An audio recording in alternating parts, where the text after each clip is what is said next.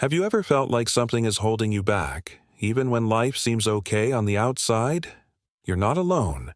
Many of us feel disconnected from peace, joy, or real presence in our daily lives, not because of a major trauma or event, but because of emotions we carry without even noticing them. Eckhart Tolle, author of The Power of Now and a New Earth, talks about 4 key emotions that can silently destroy your inner peace if left unexamined.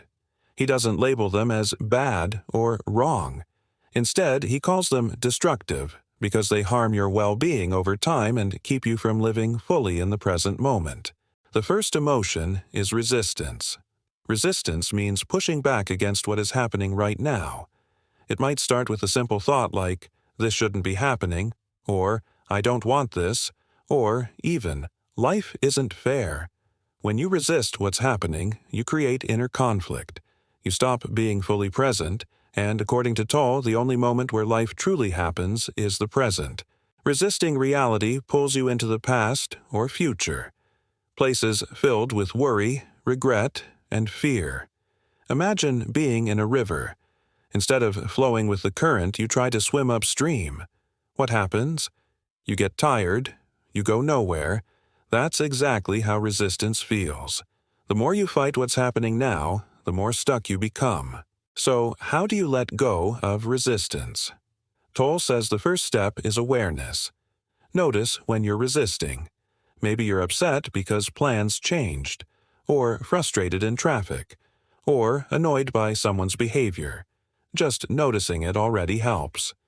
Then comes acceptance. Not approval, not liking what happened, just accepting that this is how things are right now. Once you accept, you stop wasting energy fighting reality. You begin to find peace within. You open up space for clarity, calm, and new possibilities. Because when you stop resisting, you finally breathe again. You come home to the present. And that's where healing begins. You've already taken a powerful step by looking at resistance, how we push back against life as it unfolds. Now let's explore an emotion that many of us experience daily, often without even realizing it. It shows up before big decisions, during quiet moments, and sometimes for no clear reason at all. This emotion is so deeply rooted in human life that it often feels like a normal part of being alive. But if left unchecked, it can quietly shape your choices, limit your growth, and keep you stuck in fear-based thinking. That emotion is fear. The second destructive emotion Eckhart Tolle warns us about. Fear is one of the most common and powerful emotions we feel. According to Tolle, fear becomes destructive not when it protects us from real danger, but when it comes from our thoughts about the future. In other words, most of the fear we experience isn't from what's actually happening right now. It's from what our mind thinks might happen. Fear doesn't always look dramatic. It often appears in subtle ways: worrying about what others think, being afraid of failure or rejection, imagining the worst-case scenario, feeling anxious about the future, or overthinking past mistakes. These are all signs that fear has taken over your mind, and when that happens, you're no longer fully present. So why is fear so destructive? Because it keeps you trapped in a loop of what if and what could go wrong. It blocks you from taking action, enjoying the moment, and trusting yourself. Fear makes you believe that safety lies in control, prediction, and preparation. But in reality, those things only give you a false sense of security. Tolle explains that fear is closely linked to the ego, the voice inside your head that tries to manage everything. The ego lives in the future because it believes that if it can just predict or prevent bad things, it will be safe. But here's the truth. You are never unsafe in the present moment. Right now, in this very breath, nothing is attacking you. There is no tiger chasing you. Yet your body may still feel tense. Your heart may race. All because of a thought. That's the illusion of fear. The good news is, you don't have to live under its control. Tolle teaches that the key to freeing yourself from fear is observing it without becoming it. When fear arises, instead of reacting or trying to push it away, simply notice it. Ask yourself, Is there real danger right now? Or is this just my mind imagining something bad? You don't have to fight the fear. Just bring awareness to it. As soon as you do, you begin to detach from it. And in that space of awareness, peace begins to return. Here's a simple practice you can try next time. Fear shows up. Pause. Take a deep breath and stop moving. Feel. Notice where in your body the fear is showing up. Tight chest? Racing heart? Observe. Say to yourself, I'm feeling fear right now. Return. Bring your attention back to the present. Your breath, your surroundings, or something simple like the sound of a clock ticking. Doing this regularly helps you build a new habit. Not letting fear run the show. If resistance pulls you away from the present and fear traps you in the future, then guilt and regret are emotions that keep you stuck even deeper in the past. These feelings might seem harmless at first. A little self-blame here. A bit of, I should have done better there.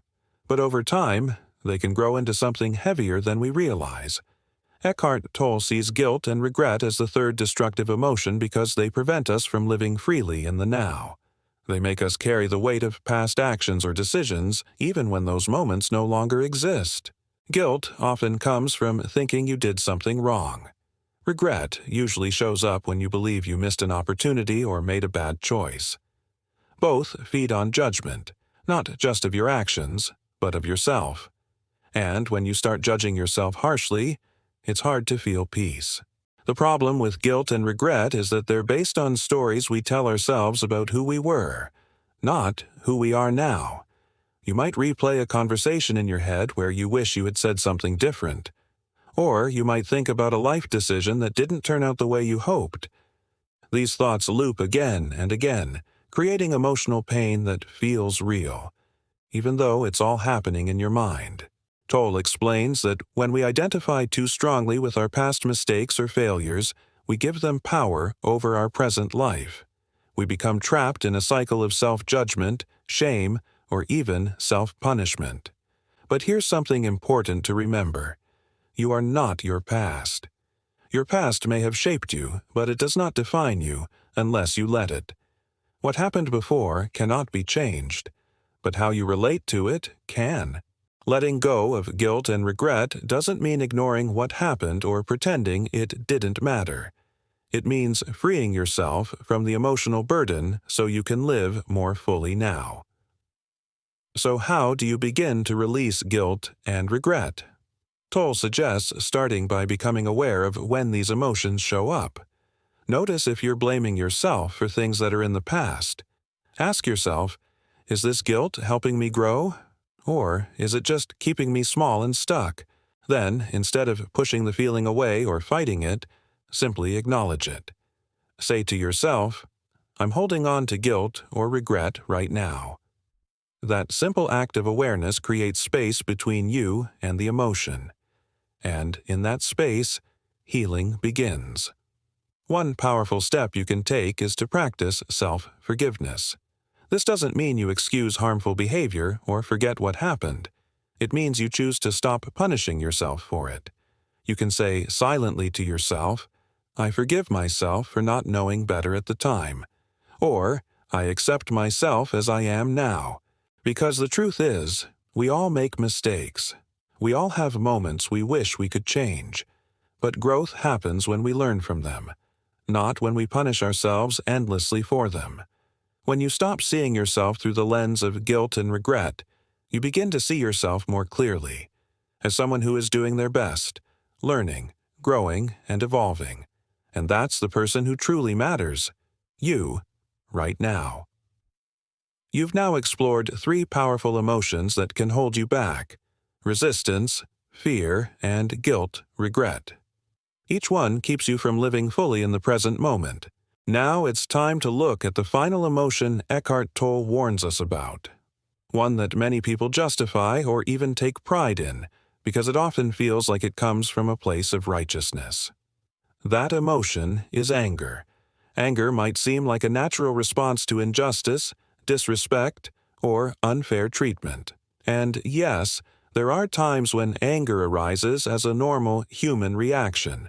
But, according to Tolle, it becomes destructive when we identify with it, when we let it define who we are, or when we carry it long after the situation has passed. Unlike healthy emotional responses, destructive anger doesn't just come and go. It lingers. It builds walls. It poisons your inner peace. And often, the people around you feel its effects too. What makes anger especially tricky is that it often hides behind other emotions. You might say you're angry because someone hurt you, but underneath that could be pain, fear, or even sadness. Still, anger is what rises to the surface, and it can feel easier to express than vulnerability. The danger is that over time, anger hardens the heart. It makes you less open, less compassionate, and less able to connect with others, and with yourself. Tolle explains that anger is often fueled by the ego, that inner voice that wants to be right, wants to be heard, and wants control. When things don't go the way the ego expects, it reacts with frustration or outrage. But here's something important to understand. Anger does not protect you. It traps you. When you stay angry, you keep reliving the moment that caused the anger in the first place. Even if the event happened days, months, or years ago, your body still carries the tension. Your mind replays the story, and you remain stuck in the past, unable to truly live in the now. So, how do you begin to release anger? Tolle suggests starting by simply noticing when it's present. Instead of immediately acting on it or suppressing it, pause and ask yourself, what exactly am I angry about? Is this anger helping me or hurting me? Am I holding on to it because I want to be right? Just becoming aware of your anger already begins to loosen its grip. Another helpful step is to shift your attention away from the story in your mind and into your body. Anger often shows up as tightness in the chest, heat in the face, or tension in the jaw. When you bring awareness to these physical sensations without reacting to them, you start to create space between you and the emotion. This doesn't mean denying your feelings. It means not letting them run your life. One of the most freeing realizations Tolle shares is this. You are not your anger. You may feel angry, but that doesn't mean you have to become it. You can allow the emotion to pass through you like a cloud passing through the sky, without identifying with it, without giving it power over your actions. Letting go of anger doesn't mean agreeing with what happened. It doesn't mean forgetting or excusing harmful behavior. It means choosing inner peace over being right. Because in the end, no amount of being right can give you what true presence can: clarity, calm, and connection. When you stop carrying old anger, you free up space for joy, compassion, and new possibilities. And that's when real transformation begins. You've now explored the 4 destructive emotions that Eckhart Tolle warns us about: resistance, fear, guilt, regret, and anger. These emotions may feel familiar because they're part of being human. But when left unchecked, they quietly take over your inner peace and keep you from living fully in the present. Each emotion pulls you away from the now in its own way. Resistance keeps you stuck in frustration or disappointment with what is happening. Fear traps you in a loop of what if and worst-case scenarios. Guilt and regret chain you to the past, making you carry the weight of old stories. Anger hardens your heart and blinds you to the possibility of peace, even when things aren't perfect. The good news: you don't have to be ruled by these emotions. You can begin to free yourself by simply becoming aware of them. Awareness is the first step toward change. Once you notice when one of these emotions is present, you create space between yourself and the feeling. And in that space, something powerful happens. You regain your freedom. Tolle reminds us again and again that true peace is found only in the present moment. It's not in fixing the past or controlling the future. It's in breathing right now, in seeing clearly, in choosing how you respond instead of letting old patterns run your life. Letting go doesn't mean ignoring your emotions or pretending everything is fine. It means not allowing those emotions to control your state of being. It means accepting what is, without giving it more power than it deserves. You might not be able to stop these emotions from arising. That's normal. But you can choose not to identify with them. You can learn to observe them, allow them, and then gently return to the present. This practice takes time. It takes patience. But every small step counts. Even just noticing when you're resisting, fearing, regretting, or angry. That's progress. Because each time you come back to the now, you reclaim a little more of your inner freedom. So ask yourself today, am I holding on to any of these emotions? Is this emotion helping me live more peacefully, or is it keeping me stuck? And if the answer is the latter, what would it feel like to let go, just a little, today?